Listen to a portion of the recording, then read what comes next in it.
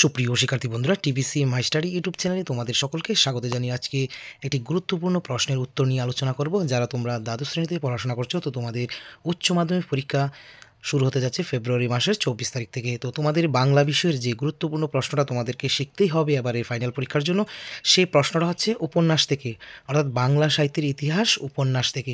তোমাদের সর্বমোট 5টি উপন্যাসের কথা আমি বলে দিয়েছিলাম, যে 5টি উপন্যাস থেকে একটি প্রশ্ন আসবেই। তার মধ্যে একটি গুরুত্বপূর্ণ যেটা কোয়েশ্চেন ব্যাংকও রয়েছে, সেই প্রশ্নটি হচ্ছে তারাশঙ্কর বন্দ্যোপাধ্যায়। তো আমরা তার উত্তর সহজ সরল ভাষায় তোমরা যাতে সহজে বুঝে নিতে পারো, সেই উত্তর নিয়ে আলোচনা করছি। সেই ঔপন্যাসিক তারাশঙ্কর বন্দ্যোপাধ্যায়ের কৃতিত্ব আলোচনা করো। ঠিক আছে, আশা করি তোমরা 5টি উপন্যাস শিখে নিয়েছো।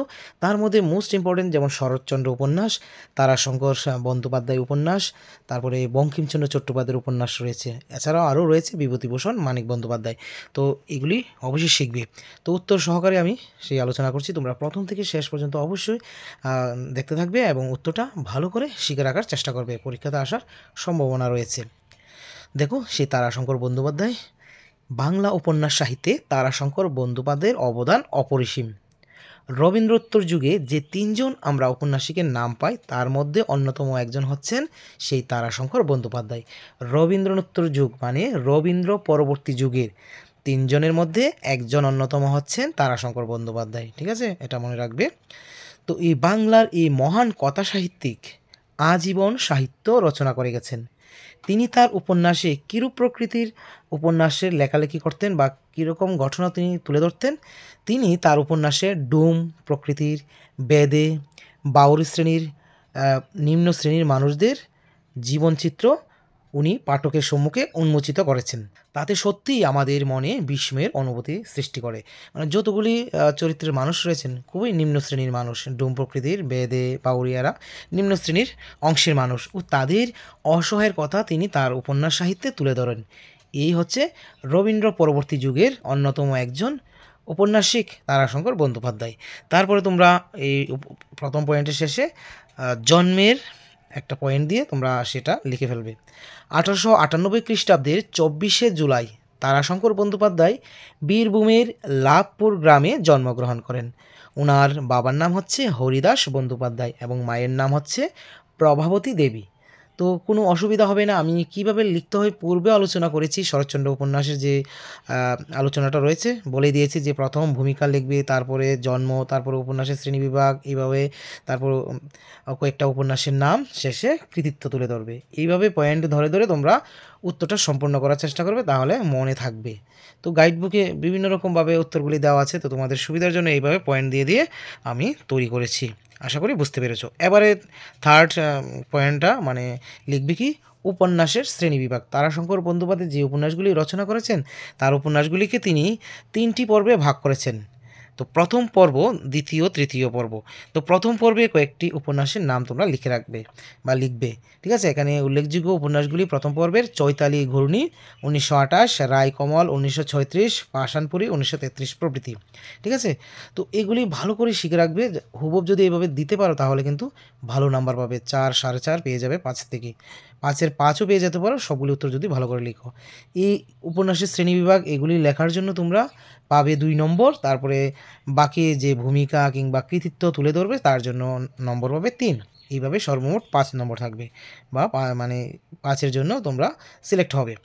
তো এবার দেখো দ্বিতীয় পর্ব, ভালো করে মনে রাখবে। কালিন্দী 1940, গণদেবতা, এটা তো তোমরা শর্ট কোশ্চেনে পেয়ে থাকো, গণদেবতাটি উপন্যাসটি কার রচনা। তারপরে ধাত্রীদেবতা, হাসুলি বাকের উপকথা, এটা তোমরা অতি পরিচিত নাম, এটা এক কথা উত্তর বা সঠিক উত্তরের ক্ষেত্রেও আসে। তারপরে নাগিনী কন্যার কাহিনী, কবি। তো এখানে যতগুলি মনে রাখতে পারবো মনে রাখবে। এগুলি প্রথম পর্ব, দ্বিতীয়, তৃতীয় পর্বে ভাগ করে লিখে দেবে। যদি মনে না থাকে যে কোনটা প্রথম, কোনটা দ্বিতীয়, কোনটা তৃতীয় পর্বের, তাহলে এই ভাগ করে না লিখে তোমরা কমা কমা দিয়ে লিখে রাখতে পারো। কিন্তু উপন্যাসের শ্রেণীবিভাগ যে 3টি শ্রেণীতে ভাগ করা হয়েছে, এটা লিখে তারপরে কমা কমা দিয়ে তোমরা বাকি উপন্যাসগুলি লিখতে পারো, তাতেও তোমরা নম্বর পাবে। ঠিক আছে, তারপরে তৃতীয় পর্ব তোমাদের সুবিধার জন্য আমি এইভাবে তৈরি করেছি মনে রাখার জন্য। তৃতীয় পর্বে দেখো আরোগ্য নিকেতন 1953, সপ্তপদী, তারপরে রাধা, যুগভ্রষ্ট, উত্তরায়ণ। ঠিক আছে, এবার শেষে লিখবে তারাশঙ্কর বন্দ্যোপাধ্যায়ের উপন্যাস রচনায় কৃতিত্ব।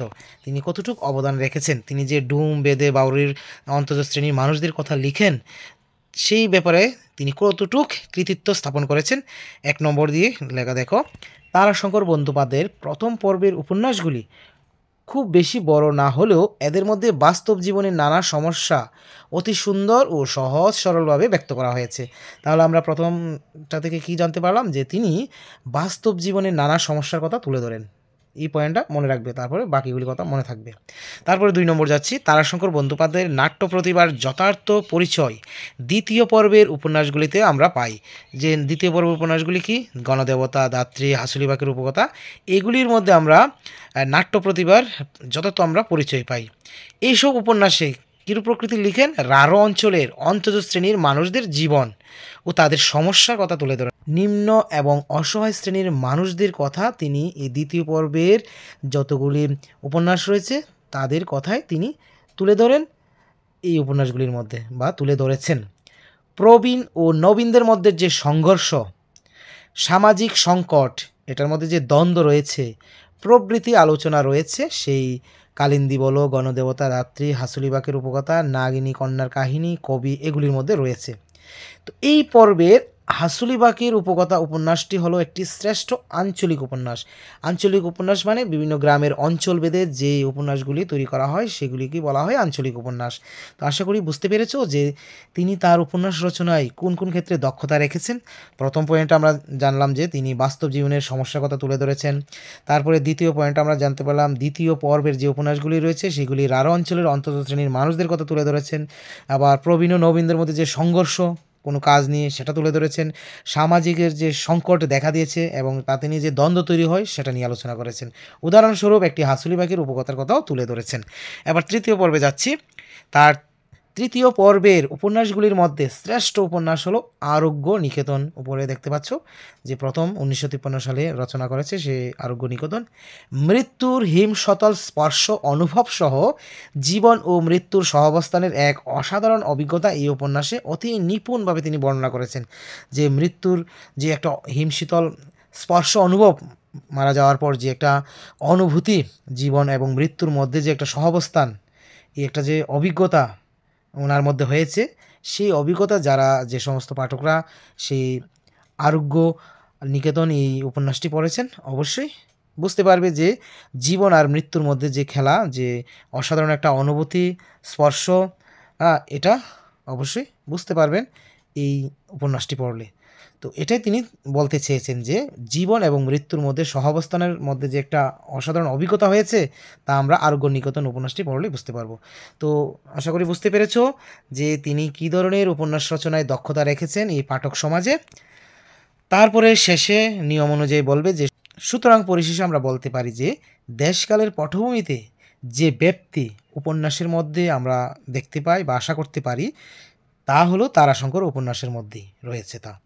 তাই এই কথা অবশ্যই বলা যেতে পারে যে তারাশঙ্কর বন্দ্যোপাধ্যায়ের উপন্যাসগুলি বাংলা উপন্যাসের জগতে জীবন এবং বাস্তবতার এক নতুন দিকের সূচনা করেছে। সুতরাং আমরা সমস্ত আলোচনা থেকে আমরা বুঝতে পেরেছি যে তিনি বাস্তব জীবন সমস্যা নিয়ে তুলে ধরেছেন এবং অন্তজ অসহায় নিম্ন শ্রেণীর মানুষদের কথা তিনি তুলে ধরেছেন। তিনি তার ৩টি পর্বের মাধ্যমে যে উপন্যাসগুলি রয়েছে সেই উপন্যাসগুলি এইভাবে তুলনা করে বুঝিয়েছেন। আশা করি বুঝতে পেরেছো এবং তোমরা এই সহজ সরল ভাষায় তৈরি করা উত্তরটি তোমরা পরীক্ষা খাতায় লিখতে পারবে।